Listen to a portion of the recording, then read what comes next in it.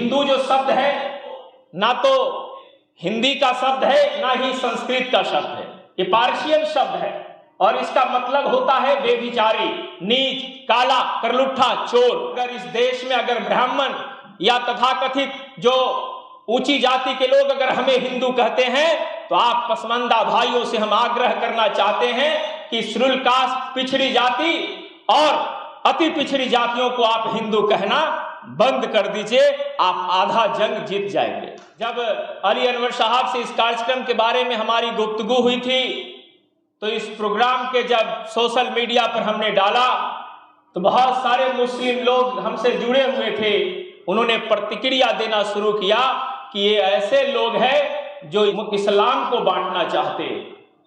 हमने बहुत सारी स्टडी की और मुझे ऐसा लगा कि ये वो लोग हैं जो इस देश में जालिमों के साथ खड़े हैं, वही लोग इस मजलूम के कार्यक्रम का विरोध कर रहे हैं।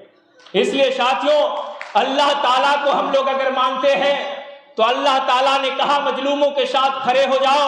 अगर वो हमारे असल में भाई होते तो हमारे साथ खड़े होते और आज ये कार्यक्रम आप जो कर रहे हैं ये उन्हें अरेंज करके आपके हक और अधिकार के लिए लड़ना चाहिए था। ये काम वो नहीं कर पाए तो क्या उन्हें अल्लाह ताला माफ करेंगे? ना यहां माफ करेंगे ना वहां माफ करेंगे। इसलिए साथियों, हम पिछड़े और अति पिछड़े समाज से आते हैं, हम इसकी वकालत भी कर रहे हैं। हम इस देश में मूल निवासी और बहुजन समाज को आगे बढ़ाने के लिए लड़ाई लड़ रहे हैं। लैक ऑफ लीडरशिप को कैसे भरपाई की जाए उसके ऊपर नॉन स्टॉप हमारा कार्यक्रम चल रहा है। हम आप लोगों से भी विनती करना चाहते हैं कि अगर लड़ाई लड़ना चाहते हैं तो इस दुनिया में कभी कोई कमजोर लोग लड़ाई न तो लड़ा है और ना वो लड़ाई जीत सकता है। लोकतांत्रिक तरीके से अगर लड़ना चाहते, अपना प्रतिनिधित्व चाहते, लोकतंत्र और संविधान में अपनी आस्था रखना चाहते और वो चाहते हैं कि वो हक और अधिकार मिले, तो आपको कमजोर लोगों को अधिकार नहीं मिलता है, आपको इसके लिए मजबूत बनना पड़ेगा। क्या तरीका है मजबूत बनने का? हम भी मजलूम है और आप भी मजलूम, हम भी पिछड़ा है और आप भी पिछड़ा, तो पिछड़ा पिछड़ा एक समान। आप कह रहे हिंदू हो या मुसलमान, अगर मुसलमान कह रहे तो हमें ये कोई अतोशक्ति नहीं है, मगर जैसे आप हिंदू कहते हैं हम लोग वहां इस बात का विरोध करते हैं। क्यों विरोध करते हैं? क्योंकि हिंदू जो शब्द है वो ना तो ये हिंदी का शब्द है ना ही संस्कृत का शब्द है, ये पार्शियन शब्द है और इसका मतलब होता है बेविचारी, नीच, काला, करलुट्ठा, चोर। अगर इस देश में अगर ब्राह्मण या तथाकथित जो ऊंची जाति के लोग अगर हमें हिंदू कहते हैं तो आप पसमानदा भाइयों से हम आग्रह करना चाहते हैं कि शेड्यूल कास्ट, पिछड़ी जाति और अति पिछड़ी जातियों को आप हिंदू कहना बंद कर दीजिए, आप आधा जंग जीत जाएंगे। हमें मिलजुल कर लड़ना होगा।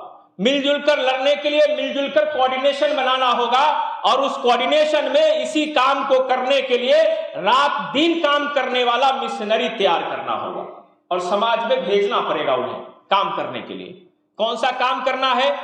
ये सिस्टम उनको समझाना है। कौन सा सिस्टम? कि तथाकथित 75 सालों से इस देश में छोटे बड़े 65,000 दंगे हुए, या तो इधर का दलित या अति पिछड़ा या पिछड़ा हो या इधर का पासमानदा हो, यही लोग शिकार होते आए, वो लोग शिकार नहीं हुए। इसलिए साथियों, अगर आने वाली पीढ़ी को हम बचाना चाहते हैं तो बचाने का जो सिद्धांत है, हमें मजबूत बनना होगा। मजबूर बनके इस दुनिया में कोई भी लड़ाई लड़ी नहीं जा सकती, मजबूर बनके लड़ाई नहीं लड़ी जा सकती है, हमें मजबूत बनना होगा और मजबूत बनने के लिए हमें एक दूसरे के साथ समझौता करना होगा कि फनाह के बाद भी सता रहा है कोई। फनाह मतलब होता है मरने के बाद, फनाह के बाद भी सता रहा है कोई, निशा कब्र की मिटा रहा है कोई। या खुदा कुछ और जिंदगी दे दे, निराश हमारे जनाजे से जा रहा है कोई, जा रहा है कोई। आज के इस अवसर पर इतना ही कहते हुए आप सभी लोगों को आभार, धन्यवाद। जय भीम, जय मूल निवासी, जय पिछड़ा, जय पसवा।